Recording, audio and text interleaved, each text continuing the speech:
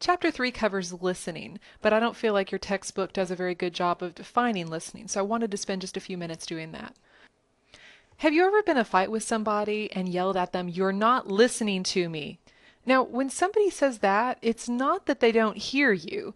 They hear what you're saying, but they're not mentally processing that message or focusing on what you're really trying to say. So it's a difference between hearing versus listening.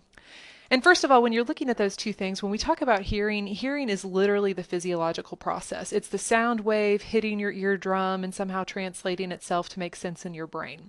Fortunately, most of us don't have hearing problems. Most of us hear pretty well.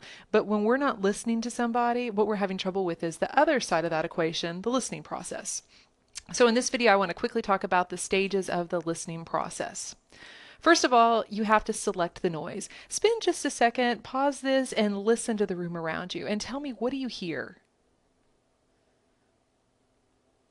In my room, I hear the air conditioner buzzing. I hear voices outside the room I'm in. Occasionally, my cell phone will vibrate. There's a lot of different noises going on right now, but I have to choose to select a particular noise out of all of those other competing noise, and then I attend to it, which is the second stage.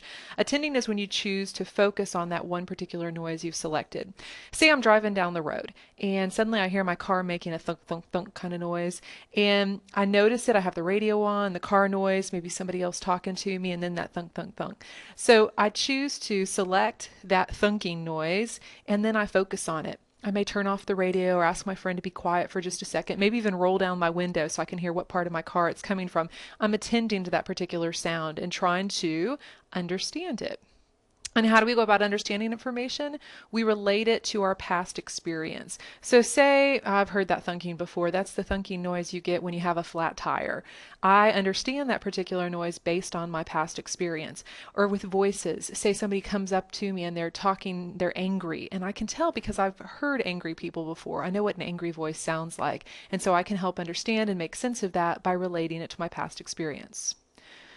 Now here's the tricky part, remembering what you just heard. And I have posted under the Thinking Outside of the Book lessons a little short-term memory test to see how well your short-term memory is, and then an audio clip from NPR that explains long-term memory, particularly related to Alzheimer's disease or other diseases where you might lose your memory.